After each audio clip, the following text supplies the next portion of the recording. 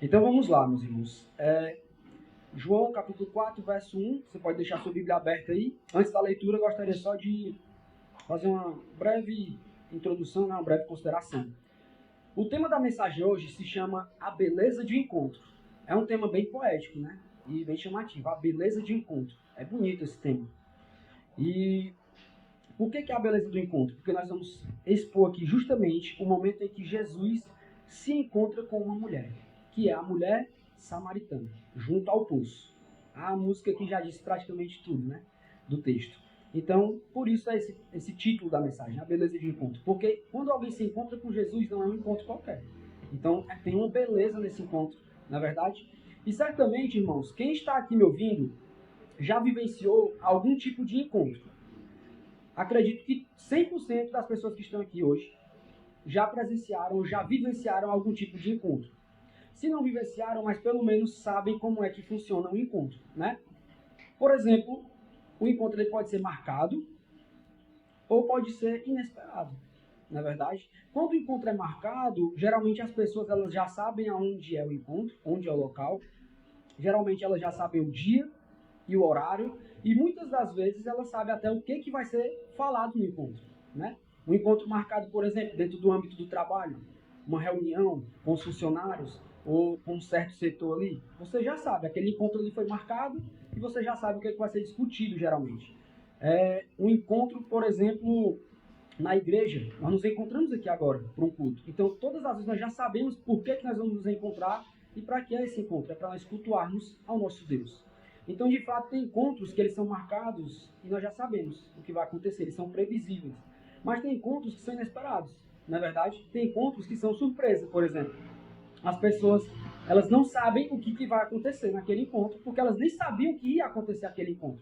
Por exemplo, quando alguém se encontra na rua. Vocês já viram pessoas se encontrando na rua, inesperadamente? Elas não esperavam que encontrar, de repente, quando é mulher, né? Mulher!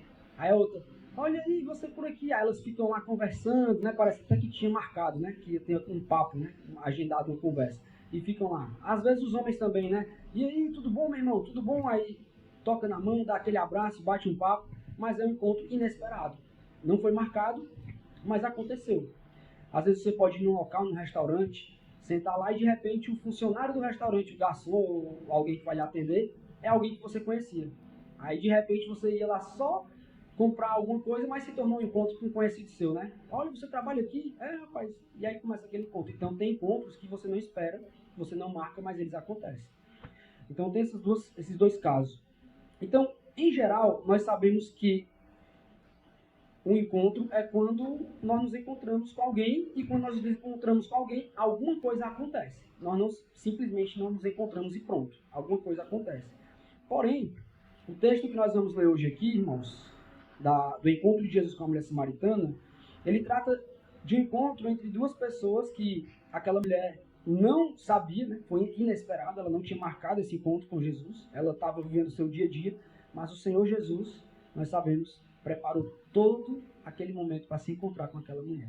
Assim como ele também fez conosco um dia e ainda continua fazendo com várias pessoas hoje, né? Então nós vamos ler o texto e vamos perceber essa diferença em se encontrar com Jesus, né? Que é diferente de se encontrar com qualquer outra pessoa.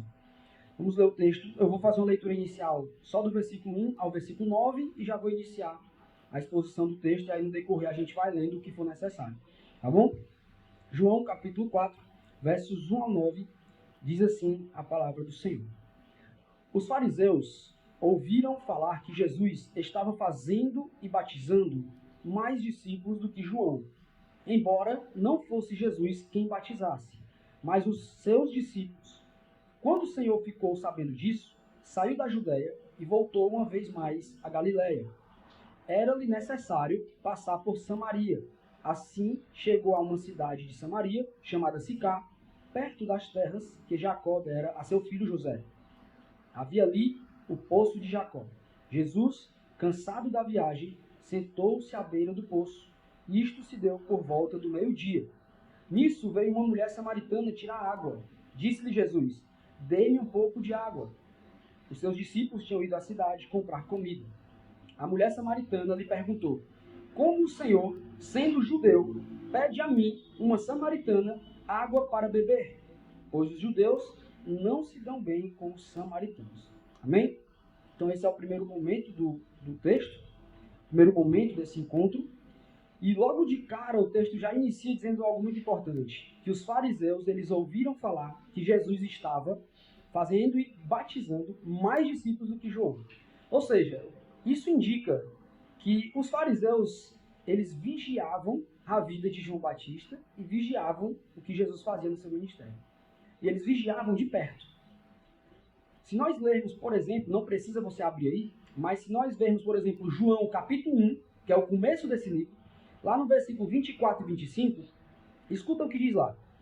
Alguns fariseus que tinham sido enviados interrogaram-no, dizendo: então, por que você batiza, se não é o Cristo, nem Elias, nem o profeta? Ou seja, o próprio texto de João, lá no comecinho do Evangelho, mostra os fariseus acompanhando o ministério de João, vigiando o ministério de João, prestando atenção se ele estava batizando, se ele estava fazendo discípulos, o que ele estava ensinando. Então, João Batista e Jesus eram vigiados pelos fariseus. E eles acompanhavam eles de perto, ao ponto de até contabilizar, contar, somar quem é que estava batizando mais e quem é que estava fazendo mais discípulos. O texto diz que quando o Senhor ficou sabendo disso, nós acabamos de ler, os fariseus souberam que Jesus batizava e fazia mais discípulos que João. E o texto continua dizendo que quando o Senhor Jesus ficou sabendo disso o quê? Ficou sabendo desse sucesso do seu ministério, sabendo que na contabilidade dos fariseus ele estava batizando, o próprio texto diz que não era ele mesmo, mas os seus discípulos estavam batizando e fazendo mais discípulos do que João. Então, o Senhor Jesus decide voltar para Samaria. Ele sai daquela região onde ele estava e mais uma vez ele vai voltar a Galileia. De acordo com o versículo 4 aí que nós lemos, era necessário passar por Samaria. Então o Senhor Jesus não é simplesmente que ele estava indo para um lugar e ele, como eu estou batizando mais, então agora eu vou parar por aqui e vou para outro lugar. Não é isso. O versículo 4 diz uma informação muito importante. Diz que ele faz isso porque era necessário ele fazer isso. Era necessário ele fazer isso, de acordo com o versículo 4. E aqui tem algo muito importante e muito interessante quando Jesus diz que quando o texto diz que era necessário ele voltar e passar por dentro de Samaria. Porque quando o texto diz assim, passar por Samaria, a palavrinha lá que está lá no texto original é a palavra diá, no grego. E no grego, diá quer dizer passar através de, ou seja, ele tinha que passar por toda Samaria, pelo meio de toda Samaria. Não era só passar assim por perto ou passar só numa cidade e sair. Era necessário ele passar por toda a região de Samaria. Ele tinha que passar através de Samaria. Era entrar num ponto e ir até o final. Então era necessário que Jesus fizesse isso naquela região. Mas há algo muito importante aqui também ainda para dizer no início, antes dele se encontrar com a mulher samaritana.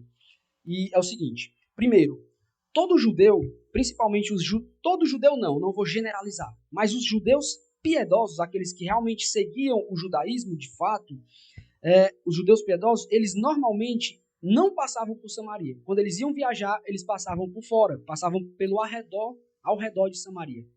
Os judeus piedosos faziam isso para quê? Para evitar a contaminação.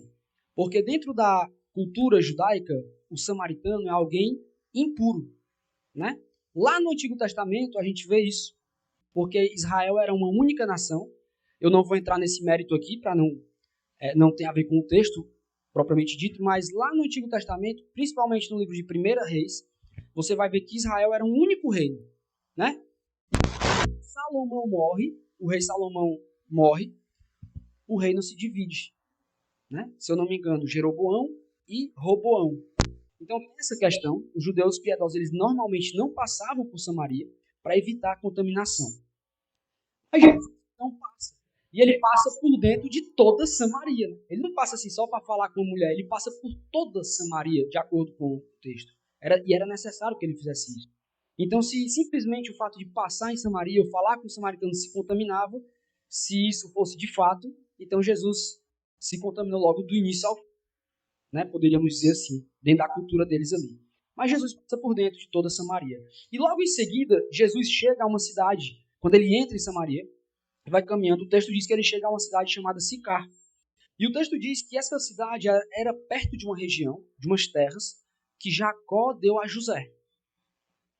Jacó deu essas terras a José. Isso é confirmado lá em Gênesis, capítulo 33, verso 18 e 19. Lá em Gênesis 33, 18 e 19, vai dizer que Jacó, chegando à cidade de Siquém, que é essa mesma região aqui, de Sicá, onde Jesus está passando, Jacó acampou ali e comprou aquela parte do terreno onde ele havia acampado. E mais na frente, se você continuar lendo, 34, 35, até o final de Gênesis, você vai perceber que ele não só comprou aquela região do acampamento, mas depois ele ganhou por batalhas também com outros povos que viviam ali, toda aquela região.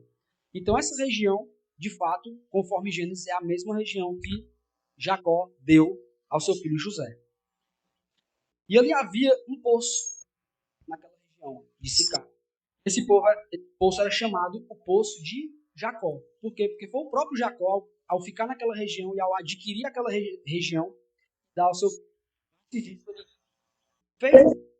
ficou conhecido como Poço de Jacó.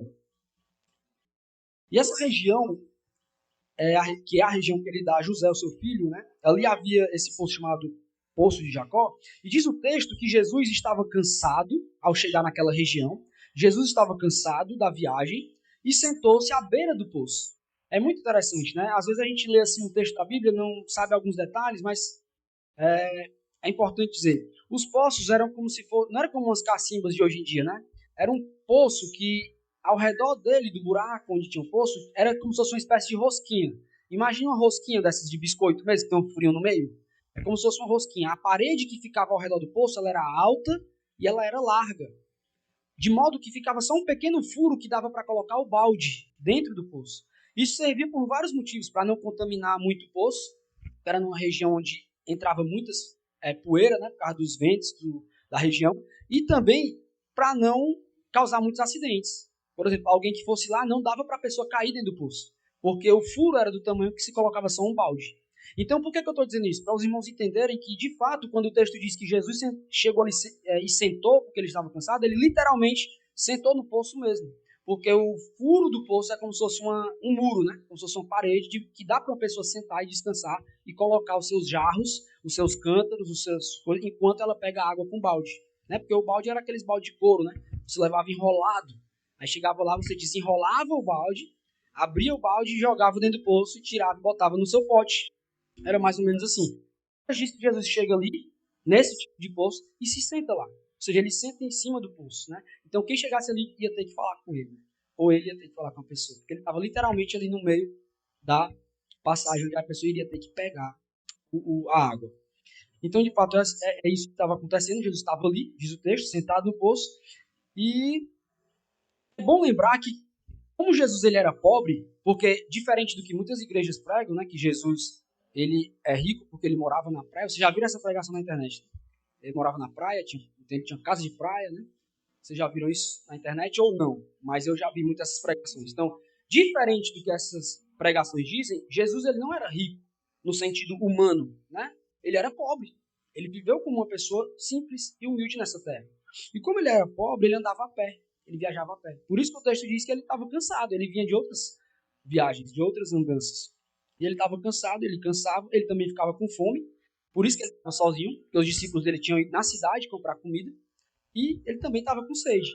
E me parece que os discípulos levaram as coisas. Porque como eles viajavam, eles deviam ter um balde e deviam ter algum tipo de recipiente para ele colocar água. Mas me parece que o Senhor, propositalmente, talvez, eu não sei, deve ter dito aos discípulos, levem tudo, deixem aqui eu sem nada, para poder encontrar com a mulher e ter essa conversa com ela. Então Jesus estava ali sem nada, nem para tirar água, aguardando ela chegar. E era por volta do meio-dia, outro detalhe que o texto diz, era por volta do meio-dia. E ele estava cansado, com sede, com fome, e era por volta do meio-dia. Então, em meio a tudo isso, vamos imaginar a cena, irmãos. Em meio a tudo isso, vem a mulher. Jesus estava com sede, cansado, com fome, sentado em cima do poço, meio-dia, e aí vem aquela mulher. A mulher samaritana, e ela vem tirar água. E aqui nós temos mais alguns detalhes muito interessantes a passar para os irmãos. Primeiro, geralmente as mulheres, quando elas iam pegar água, elas tinham um horário que elas iam pegar. E não era meio-dia. Geralmente elas iam ou de manhãzinha, nas primeiras horas, ou no final do dia, nas últimas horas do dia. à tardezinha. E geralmente elas também não iam sozinhas. Elas iam em grupo, por vários motivos. Primeiro, para não ir uma mulher sozinha nas ruas. E segundo, porque o cântaro, né, que a gente vai ver aqui, que é como se fosse um jarro, que elas levavam água na cabeça, era muito pesado para uma mulher sozinha, depois de encher, colocar sozinha em cima da cabeça. Então elas andavam em grupo até por isso também, para que ajudasse a colocar o jarro na cabeça, para levarem. Mas por algum motivo, aquela mulher está sozinha, indo pegar água, e ela não está indo na hora que as outras iam, ela está indo meio-dia. Isso é muito curioso, porque aquela mulher, em meio a... ela contraria tudo que era o comum, tudo que era o normal. Para ela ir com alguém acompanhado em uma hora, e ela vai em outra hora e sem ninguém sozinha. Ou seja, me parece, irmãos, que aquela mulher era alguém que nós podemos dizer nos dias de hoje que ela era excluída da sociedade. Ela era alguém excluída socialmente. Por que eu estou dizendo isso? Porque ou ela era excluída, ou então ela sabia que ia encontrar alguém, algum homem, queria encontrar algum homem para conversar. Só tem essas duas opções. E me parece que a primeira que é a mais plausível, que ela era excluída. Por quê? Por causa do contexto do texto que nós vamos ler aqui. Jesus está ali sentado junto ao poço, de forma estratégica, sem vasilha, sem um balde, mostrando sua necessidade para qualquer pessoa que aparecesse. E lá vem ela, a mulher samaritana, se aproximando. Jesus deveria fazer o quê naquela cultura? Ele, para quem não sabe, ao ver aquela mulher vindo, Jesus deveria se afastar do poço, a pelo menos uns entre 3 a 6 metros do poço, para demonstrar culturalmente que aquela mulher podia vir pegar água no poço. Isso era o normal, culturalmente falando, na região do Oriente Médio. Um homem está no poço e chega uma mulher no poço, ele tinha que se afastar pelo menos uns 6 metros, que era como se fosse assim, pode vir e pegar sua água. Mas só que Jesus não faz isso. Ele fica sentado em cima. Ele está quebrando todas as regras, todos os tabus. Né? E aí lá vem ela, e era essa a forma apropriada de acordo com a cultura. Ele deveria ter se afastado. Mas Jesus não sai do lugar, a mulher decide então se aproximar. Ela foi ali para isso. Então ela continua e se aproxima. E é aí que acontece a grande surpresa desse encontro. Porque durante essa pregação vocês vão ver que vão ter várias surpresas durante esse encontro. A beleza desse encontro são as surpresas que nós vamos ter aqui para nós mesmos. Só que agora acontece a primeira grande surpresa desse encontro, que é quando Jesus ele pede um pouco de água para ela. Né? Porque ele já fez tudo que não era do jeito que a cultura mandava, mas agora ele pede ajuda. Ele pede um pouco de água para ela. E a mulher fica abismada com aquilo. E por que ela fica abismada com aquilo? Porque ele era judeu e ela era samaritana, e nós já falamos aqui dessa divisão dos povos. Né? Então ela fica abismada com aquele pedido de Jesus, um judeu pedindo água a uma mulher samaritana, pedindo ajuda para ela. Com essa atitude, irmãos, de pedir um pouco de água, que para nós, nos dias de hoje, parece algo simples, né? Você passa em um lugar e diz assim, me dá um pouco de água, me dá um copo de água e pronto. Mas para aquela cultura, dentro desse contexto, Jesus ter pedido um pouco de água representa um monte de coisa. E nós vamos aprender aqui. Primeira coisa, quando Jesus pede água àquela mulher, ele está quebrando um tabu social. Porque ele está conversando com uma mulher em uma sociedade em que um homem estranho não podia nem olhar nos olhos de um mulher. Para vocês terem uma ideia, dentro da cultura do Oriente Médio, nos tempos aqui de Jesus, um homem não podia nem conversar muito e olhar muito nos olhos da própria esposa em público. Tinha que ser não de uma forma que não estivesse em público. Só para vocês terem uma ideia de como é que era que funcionava. E Jesus, no entanto, está ali diante de uma mulher desconhecida aos olhos humanos. A primeira coisa que Jesus fala é dizer, me dá um pouco de água. Ele está quebrando a barreira social que havia naquele contexto. Segunda coisa que Jesus faz ao pedir um copo de água eu estou atualizando para a linguagem dos dias de hoje, é lógico, ele está quebrando toda a hostilidade que havia entre judeus e samaritanos. Então ele não só quebra um tabu social para aquela mulher, mas em segundo lugar ele quebra também a hostilidade entre dois povos, que na verdade eram um só, aos olhos de Deus, judeus e samaritanos. Era uma divisão antiga que havia desde os tempos dos primeiros reis de Israel, como eu já comentei aqui na introdução. Os judeus, para vocês terem uma ideia, como essa rixa, né, digamos assim, era tão forte, houve um período, que eu não lembro aqui de cabeça o ano exato, mas houve um período que os judeus eles destruíram o templo dos samaritanos. Os samaritanos tinham seu templo lá no alto do Monte Gerizim, e os judeus foram lá e destruíram seu templo. Aí, anos depois, antes de Cristo, os samaritanos descontaram. Eles se vingaram. Eles foram ao templo de Jerusalém, que era dos judeus, e profanaram o templo. Eles levaram um monte de ossos, né, de mortos, e jogaram lá os restos dos mortos no templo. Por quê? Porque para o judeu, isso iria deixar o templo impuro. Lembra daquela passagem, aquela parábola que Jesus conta? De um homem religioso que estava indo para o templo e viu um homem meio morto, quase morto, e mudou de lado para continuar indo para o templo, porque justamente eles entendiam, eu não posso nem passar perto de um morto, senão não vou poder entrar no templo. Se eu tocar em alguém morto, eu não posso mais entrar no templo, eu fico impuro. Então, os samaritanos, sabendo disso, pegaram esse monte de restos de ossos, foram lá e jogaram no templo de Jerusalém e profanaram. Então, eles tinham essa briga de fato. Os judeus iam lá, faziam alguma coisa contra eles iam lá e se vingavam, e assim eles viviam. Então, eles não se davam bem em nada mesmo, de fato. Só para você ter a ideia, a beleza desse encontro de Jesus, de um judeu com um samaritano, com uma mulher ainda mais, né? Então, Jesus está quebrando ali essa hostilidade que havia entre judeus e samaritanos. E logo em seguida, com esse simples pedido de água, Jesus está se colocando num ponto de humilhação, porque ele está dizendo para aquela mulher que ele precisa dela. Você imagina em um tempo que a realidade social é essa que eu acabei de falar, e um homem judeu chega para uma mulher samaritana em pé e diz que precisa dela. Olha, eu preciso da sua ajuda. Preciso. E não é um homem qualquer. Ele está se humilhando por quê? Porque é o Senhor do universo. É o Criador dela. É aquele que fez todas as coisas. É aquele que mantém o universo em harmonia. E ele está ali agora em carne, né? O Deus encarnado, sem ela saber, dizendo que precisa da ajuda dela. Então Jesus está ali agora também com esse pedido, se colocando no lugar de alguém que precisa de ajuda, quando na verdade, no final da história, é ele que ia ajudar ela. Mas perceba como ele se apresenta primeiro. E por último, ao pedir água àquela mulher, Jesus ele está elevando a autoestima daquela mulher. E embora muitas pessoas achem que a Bíblia é algo machismo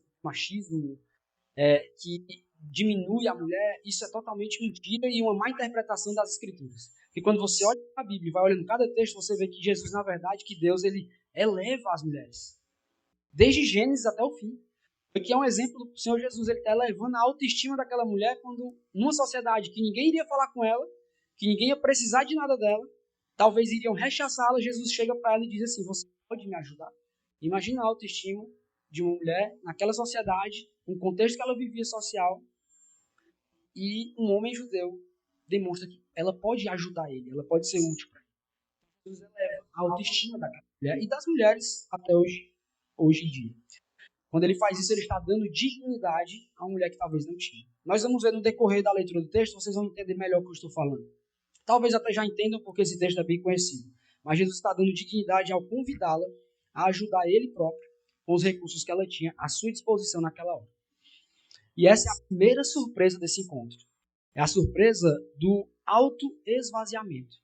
Jesus sendo Deus, sendo Senhor, conforme lá em Filipenses, né? Que ele sendo Deus, não usurpou ser igual a Deus. Ou seja, ele se fez como um homem mesmo, assumiu o nosso lugar e demonstrou para aquela mulher, eu preciso de você. Mas nós sabemos que era ela que precisava de Jesus. Então essa é a grande surpresa desse encontro. É o Senhor se encontrando com ela e dizendo, olha, eu me esvazio de quem eu sou para lhe elevar e te dar valor. Então essa é a grande primeira surpresa desse encontro. E vamos prosseguindo. Versículo 10 ao 15. Né? Versículo 10 ao 15 nós vamos encontrar uma outra grande surpresa. E essa surpresa é muito incrível. Né? Do verso 10 ao 15 diz, Jesus lhe respondeu, se você conhecesse o dom de Deus e quem lhe está pedindo água, você lhe teria pedido e ele lhe teria dado água viva. Disse a mulher, O Senhor não tem com que tirar água. O poço é fundo. Onde pode conseguir essa água viva? Acaso o Senhor é maior do que o nosso pai Jacó, que nos deu esse poço, do qual ele mesmo bebeu, bem como seus filhos e seu gado? Jesus respondeu: quem beber desta água terá sede outra vez, mas quem beber da água que eu lhe der, nunca mais terá sede. Ao contrário, a água que eu lhe der se tornará nele uma fonte de água a jorrar para a vida eterna. A mulher lhe disse: Senhor, dê-me dessa água, para que eu não tenha mais sede, nem precise voltar aqui para tirar. Amém? Meus irmãos, aqui a grande surpresa é que, assim, para todo mundo no Antigo Oriente Médio, por que eu estou falando Antigo Oriente Médio? Porque era a realidade deles, tá? Para todo mundo no Antigo Oriente Médio, naquela região, e principalmente nos tempos bíblicos, o que era o dom de Deus? Quando ele fala assim, dom de Deus, o que era na mente daquelas pessoas naquele período? O dom de Deus, para a mulher samaritana e para o seu povo, por exemplo, era um livro. O dom de Deus era um livro. Para os judeus, também era um livro. Para a mulher samaritana, para o seu povo, esse livro era a Torá. Ou seja, era aqueles primeiros escritos de Moisés. Era o Pentateuco, que a gente chama, daqueles 5 primeiros.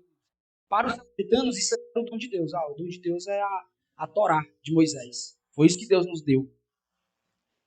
E para os judeus, era tanto a Torá também, mas tinha um acréscimo. Era a lei e os profetas. Então era todo o Antigo Testamento. Certo? Esses 39 livros aqui que nós temos no início, era o dom de Deus para os judeus. Então, dentro desse contexto, para aqueles dois povos, o dom de Deus era um livro. Então, entra agora Jesus, se encontra com aquela mulher e apresenta uma surpresa para ela e que é para nós também. Jesus mostra aquela mulher que está agora descobrindo que o dom de Deus supremo não é um livro. Mesmo que esse livro seja um livro sagrado. Mas o dom supremo de Deus é uma pessoa. Olha que beleza nesse culto. Jesus está dizendo, olha, mulher, ao se encontrar comigo, Jesus, você está descobrindo que o dom de Deus, para todas as pessoas que formam o povo de Deus, não são palavras de um livro, são uma pessoa, Jesus Cristo. Esse é o dom de Deus, ela tem um sentido mais amplo. Se você for pesquisar o original no grego, ela dá um sentido de graça também. Não é só um dom no sentido de receber alguma coisa, mas é que é algo que é imerecido. Ele também abrange esse sentido. Então Jesus está dizendo, olha, se você soubesse que você está pedindo água, quem está lhe pedindo água, era você que ia pedir. Se você conhecesse quem está te pedindo água, né, é o dom de Deus, você queria pedir. Quando nós vemos lá em Isaías, irmãos, capítulo 42, verso 6, diz assim: e farei de você um mediador para o povo e uma luz para os gentios. Isaías 42, 6. Farei de você um mediador para o povo e uma luz para os gentios. Isaías está falando de Jesus. Isaías aqui está apontando para o Messias. E o texto dele diz que Deus faria do Messias uma espécie de aliança, literalmente um conselho ao povo de Israel. Essa palavra mediador, que tem lá em Isaías, é a mesma palavra para falar aliança.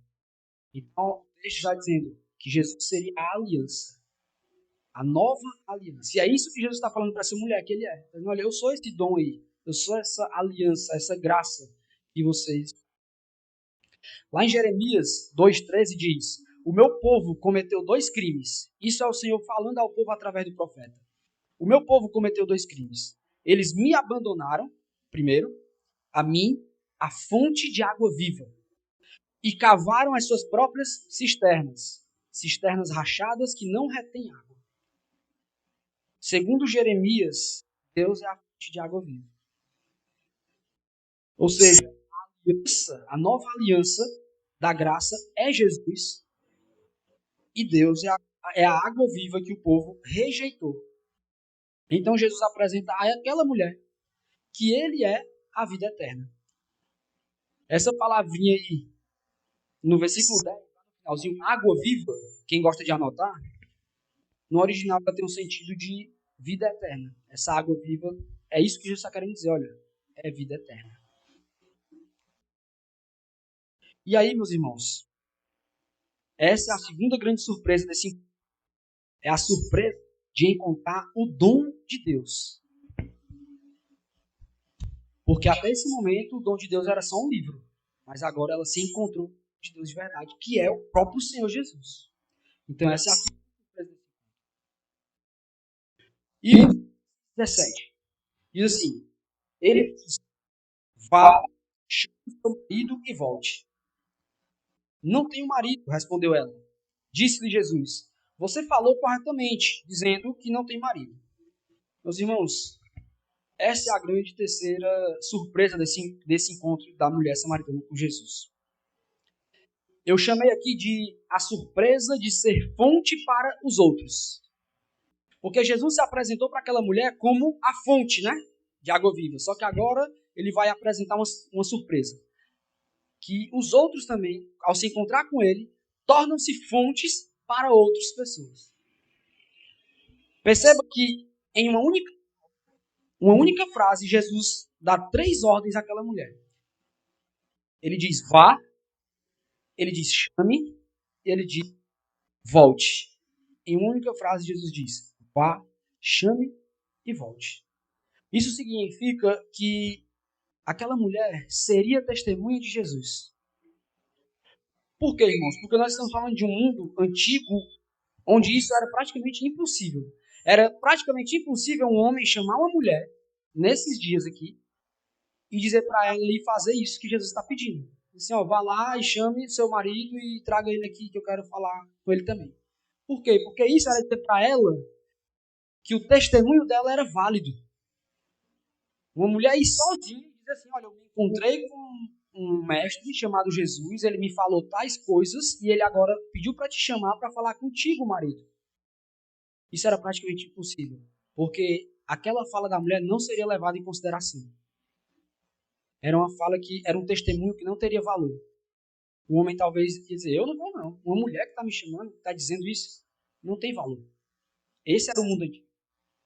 Percebe como Jesus está, a cada versículo Jesus está elevando aquela mulher? Então quando ele diz, alguém vai lá e chama o seu marido. E aí ela diz, né, eu não tenho marido. E ele até confirma que ela disse a verdade, né, que ela disse bem, quando disse que não tinha marido. Mas Jesus está usando aquele momento para elevar também e mostrar que o testemunho dela é válido quando ela se encontra com ele. Jesus mostra que é possível que com ele, o testemunho de uma pessoa, e agora eu falo uma pessoa porque isso não é só para as mulheres, é para nós, é para todos. Jesus mostra que é possível que com ele, o testemunho de uma pessoa pode ser considerado confiável. Quando alguém se encontra com Jesus, passa a ser uma testemunha dele. E meu irmão, não importa se você não tem um nível acadêmico, não importa. Se você não é formado em nada, se você não é um teólogo, se você não é alguém que se expõe em alguma área, academicamente falando, não importa se você não tem estudo, não importa. Se você se encontra com Jesus e você vai falar dele, vai dar o recado dele, esse testemunho é válido e é confiável diante de Jesus. Por isso que nós temos pessoas que pregam a palavra de Deus. Eu me sinto um privilegiado, porque, por exemplo, eu estou pregando aqui ou em qualquer outro lugar, e às vezes eu estou pregando e tem, no meio dos ouvintes, tem um médico, tem uma médica, tem uma nutricionista, tem uma psicóloga, tem pessoas aqui que talvez eu nem sei, né? Alguma formação, e eu ainda não terminei a minha formação. Quando Jesus diz assim, ó, vá, chame e volte, ele vai capacitar, meus irmãos. Lógico que eu não estou aqui incentivando a nós não nos prepararmos. Não é isso. Nós precisamos estudar e precisamos nos preparar. Mas eu estou dizendo que Jesus usa quem ele quiser, qualquer pessoa que ele quiser, e esse testemunho é confiável, independente de certificados humanos. Mulher, você que é rejeitado pelos resultados, vá, chame e volte. Ou seja, eu confio no seu testemunho. Olha como ele está elevando aquela mulher naquela sociedade. E aí nós chegamos a uma quarta surpresa, né? No versículo 18. Ele diz assim, o fato é que você já teve 5, ainda falando sobre o assunto do marido, né? Ele diz, você já teve 5 e o homem com quem você agora vive não é seu marido. O que você acabou de dizer é verdade. Disse-lhe a mulher, Senhor, vejo que é profeta. Nossos antepassados adoraram neste monte, mas vocês, judeus, dizem que Jerusalém é o lugar onde se deve adorar. Irmãos, perceba que do versículo 18 ao 20 nós temos uma quarta surpresa, que eu chamei aqui da surpresa da denúncia. Por quê? Porque ela percebeu que Jesus é um profeta. O que é um profeta dentro desse contexto aqui também? Não é alguém que adivinha a vida das pessoas, não é alguém que vai dizer o que vai acontecer no futuro. O verdadeiro profeta é aquele que expõe a palavra de Deus. Então, nesse momento, eu estou sendo um profeta. Eu não sei o que vai acontecer na sua vida amanhã, mas eu estou profetizando, por quê? Porque eu estou expondo a palavra de Deus para vocês. Entendeu? E quando o profeta fala, acontece algumas coisas que às vezes não é bem visto. Porque uma das coisas principais é que o profeta, ele denuncia. Porque quando ele expõe a palavra de Deus, ele denuncia o pecado. Não é verdade? Porque a Bíblia nos confronta. A Bíblia nos faz perceber o nosso pecado. Então, o profeta, ele dá uma palavra de denúncia. Ele está denunciando, olha, vocês estão em pecado. É isso que Jesus está fazendo agora aqui. Quando ele diz, chama teu marido, aí ela diz, eu não tenho marido. E ele fala, é verdade, porque você já teve 5. E esse que agora você vive não é seu marido. Aí ela diz, Senhor, vejo que é profeta. Por quê? Ele está denunciando o erro dela. É isso que o pregado faz também. É isso que um profeta faz. Ele expõe a palavra de Deus, aí a palavra de Deus denuncia o nosso pecado. E aí Jesus fez isso e ela reconheceu. Ela disse, eu vejo que tu é profeta. Ou seja, tu está denunciando onde eu estou errando. Mas, continuando, né? E ela toma a atitude que a maioria de nós tomamos. Qual é a atitude que ela toma? Ela tenta esconder a atitude que a maioria de nós tomamos quando somos confrontados com a palavra de Deus, e a palavra de Deus nos mostra que nós estamos em pecado, é igual essa mulher. Ela começa a tentar esconder o pecado no momento em que o pecado é trazido à luz. Quando você expõe a Bíblia lança luz sobre o seu pecado, sobre o meu pecado, sobre o nosso pecado. Aí a nossa atitude é tentar se tirar da luz, tentar esconder da luz. Ela tentou mudar de assunto, por exemplo. Né? Vocês perceberam que ela tentou mudar de assunto? Deus disse, esse marido que você está não é seu. Ela mudou de assunto. Ela levantou questões que eram importantes, né? Sobre o templo. Senhor, onde é que deve adorar? Dizem que é no monte, no templo. Outros dizem que é no monte. Os judeus dizem que é no templo. Ela levantou uma questão importante, questão teológica, inclusive. Só que não era isso que Jesus estava falando. Ela tentou mudar de assunto para esconder o que Jesus estava denunciando do erro dela. Então nós tentamos mudar de assunto quando o nosso pecado é exposto, a gente desconversa, nós levantamos questões importantes para desviar o assunto e para mudar de assunto e para outro lado. Nós fazemos isso. E isso por quê? Porque a palavra de Deus revela a nossa natureza de forma tão clara que nos deixa constrangidos diante dela. Muitos agem como um animal noturno. Você já viu um animal noturno? Na luz, ele fica encandeado, né, que as pessoas chamam, né? E aí ele fica sem saber nem que direção tomar. A tentativa dele é de fugir e ir para um local escuro, né? Você já viu quando o quarto está com a luz apagada e aí tem aqueles besouros lá. Eles estão, uma barata, ela está quietinha lá na dela, né, a barata? Não mexendo com ninguém, mas quando você liga a luz, ela se desespera logo e já voa em alguém, né? Voa logo para a roupa, porque ela quer ir para alguma coisa que tem cor, alguma coisa que seja escuro. Por exemplo, se eu estou aqui com essa calça escura e está tudo escurinho aqui, acende a luz e tiver uma barata, aí a primeira atitude dela é voar nessa calça para ficar naquele local ali. Ela não quer ficar na luz. E parece que a gente é assim, quando a palavra de Deus lança a luz e começa a revelar quem nós realmente somos, aí a gente desconversa, a gente tenta fugir para não reconhecer, para não se arrepender, para fugir disso. Muitos agem como esse animal que eu falei.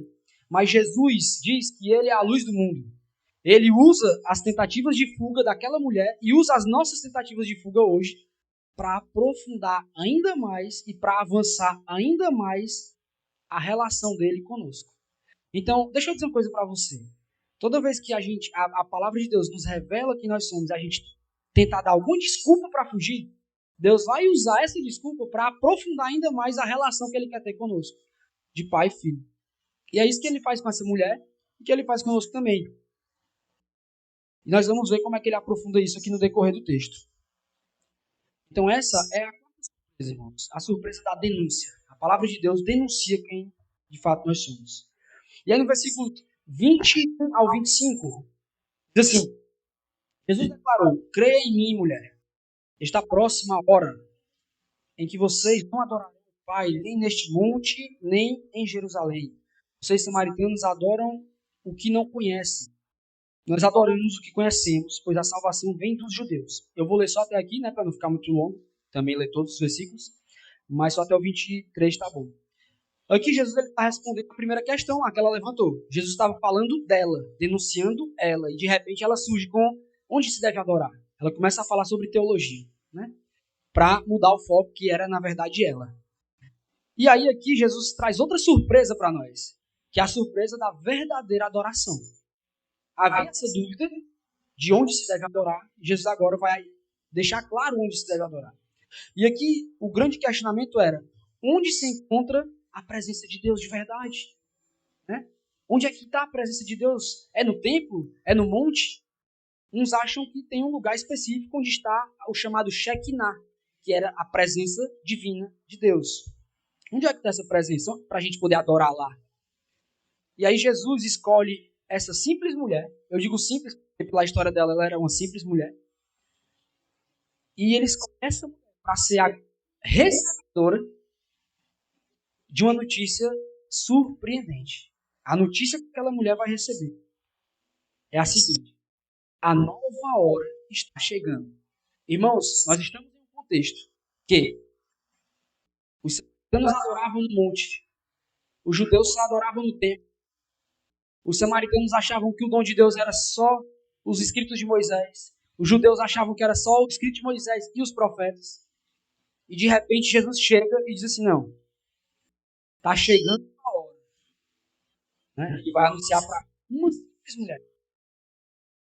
Eu acho que no contexto que eu falei para vocês, não era a melhor pessoa que escolher, não era a melhor pessoa que alguém iria escolher para dar uma notícia dessa, né? Uma notícia importante para a sociedade, diz assim: vou escolher você que ninguém está nem aí, vou escolher você que não...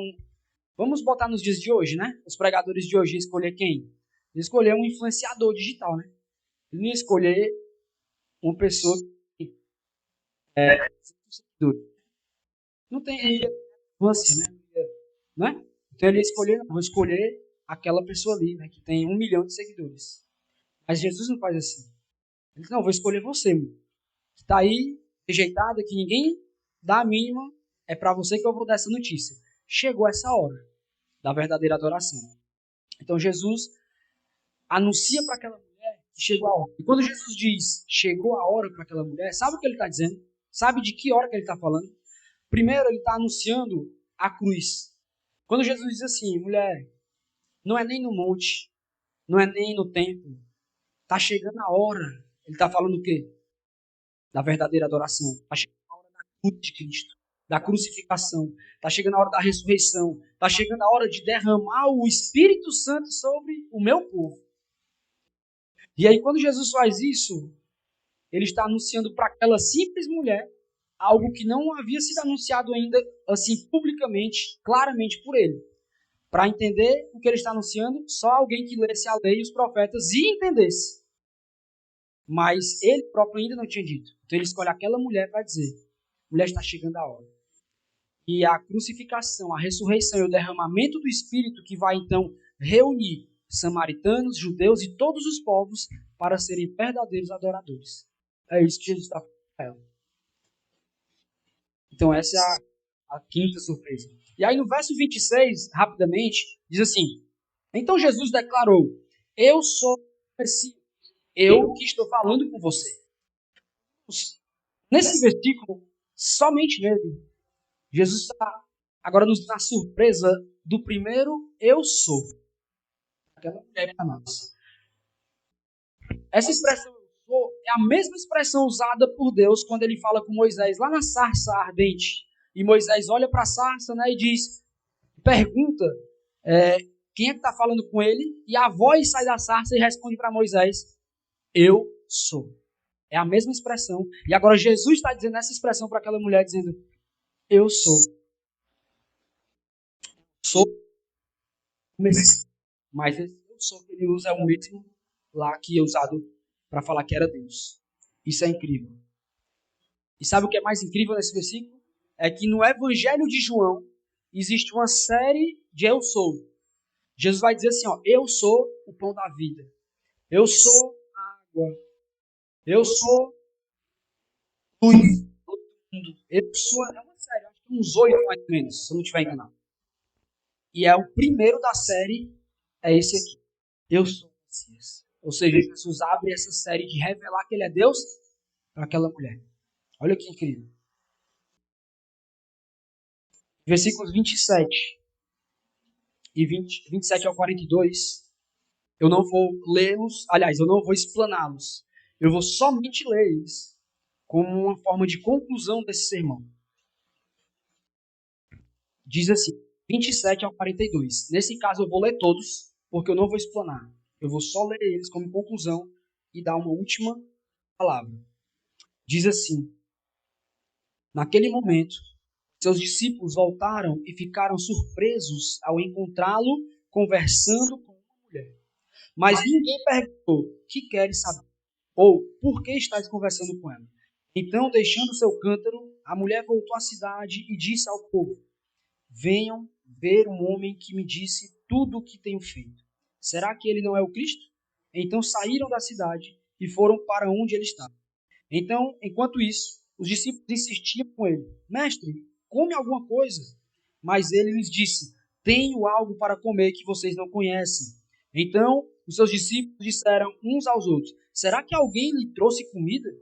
Disse Jesus: A minha comida é fazer a vontade daquele que me enviou e concluir a sua obra. Vocês não dizem: Daqui a 4 meses haverá a colheita? Eu lhes digo: abram os olhos e vejam os campos. Eles estão maduros para a colheita. Aquele que colhe já recebe o seu salário e colhe fruto para a vida eterna. De forma que se alegram juntos o que semeia e o que colhe. Assim é verdadeiro o ditado: um semeia e o outro colhe. Eu os enviei para colherem e que vocês não cultivaram. Outros realizaram o trabalho árduo e vocês vieram a usufruir do trabalho deles. Muitos samaritanos da cidade creram nele por causa do seguinte testemunho dado pela mulher. Ele me disse tudo o que tenho feito. Assim, quando se aproximaram dele, os samaritanos insistiram em que ficasse com eles. E ele ficou 2 dias. E por causa de sua palavra, muitos outros creram. E disseram à mulher: Agora cremos não somente por causa do que você disse, pois nós mesmos o ouvimos e sabemos que ele é realmente o Salvador do mundo. Amém. Glória a Deus. Meus irmãos, somente a leitura desses versículos já é suficiente para concluir essa história. Porque toda essa história que nós vimos aqui, ela termina com uma frase muito importante. E a frase é: nós sabemos que este é realmente o Salvador do mundo. Então perceba que lá no início, Jesus se encontra com uma mulher que não era bem quista pela sua sociedade. Aquela mulher, eu quero que você entenda uma coisa antes de sair daqui. Aquela mulher, ela era rejeitada pelos rejeitados. Você já deve, não sei se você já foi rejeitado, né? Vocês são muito fofinhos, né, para ser rejeitado. Mas se você já foi rejeitado, você sabe que é ruim você ser rejeitado. De um grupo, por exemplo, quando tem aqueles grupos que rejeitam só uma pessoa. É muito ruim você saber e sentir que você é rejeitado. Agora você já imaginou você ser rejeitado pelas pessoas que são rejeitadas? Imagine um mendigo que vive na rua e que não tem nenhuma ajuda de ninguém. Ele é um rejeitado. Mas você já imaginou, dentro do grupo dos mendigos, ter um mendigo que é rejeitado por eles? É muito pior, né? Porque você diz assim, olha ali, eu sou rejeitado por aqueles que são rejeitados. Deve ser algo muito humilhante. Essa é a situação daquela mulher. Ela era mulher, e por ser mulher, ela já era rejeitada. E agora ela era uma mulher que teve 5 maridos e que agora estava com um que não era marido dela. Então imagina, se ela fosse só uma mulher, ela já era rejeitada. Mas ela era uma mulher que tinha essa vida que Jesus denunciou para ela que era errado. Então ela com certeza estava indo sozinha naquela fonte pegar água por isso. Porque as outras mulheres não iam andar com ela. pela vida que ela levava. Porque os homens não iriam valorizar ela pela vida que ela levava. Ela foi ali, como eu disse, que nós iríamos entender pelo contexto. Ela foi ali sozinha, na hora que ninguém ia, porque ninguém iria com ela.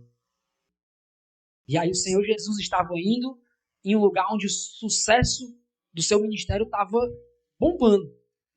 Ele estava batizando e fazendo mais discípulos do que João Batista.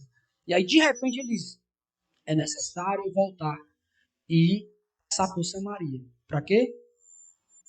Por causa que aquela mulher rejeitada precisava se encontrar com Jesus. Então, nós somos essa mulher também, irmãos. Nós somos essa mulher também e o Senhor Jesus quer fazer. E ele já nos encontrou, na verdade, né? Por isso nós estamos aqui, estamos alegres com isso. Mas eu preciso que você só coloque uma coisa no seu coração, já que nós estamos aqui no meio de crentes. E essa coisa é, você pode ter achado a pregação assim muito grande, ou então pode não ter gostado muito, não sei. Mas eu só quero que você guarde uma coisa no seu coração e isso é o suficiente. É quando Jesus olha para aquela mulher e diz assim, ó, vá, chame e volte. Porque essas 3 ordens é para nós, igreja. Quando nós nos encontramos com Jesus, essas 3 ordens é para nós. Quando você nasce de novo, se torna uma nova criatura, Jesus diz isso para mim e para você. Vá, chame e volte. Ou seja, nós não fomos chamados para ficar aqui dentro. Nós somos chamados para se encontrar com Jesus, para se tornar filhos dele, para sermos salvos por ele. Aí depois ele olhou e disse assim, agora vá lá fora. Chame as pessoas e volte. Testemunhe o que foi feito na sua vida e volte. Não é vai e fique não, viu, irmãos? Não vai e fique não. Volte. Amém? Vamos orar. Senhor nosso Deus, muito obrigado, Senhor, pela tua palavra. Obrigado por cada versículo que nós podemos aprender aqui. Obrigado por essa surpresa que nós aprendemos desse encontro com aquela mulher, onde o Senhor teve um dado momento da história, mas que ele serve também para nos surpreender hoje.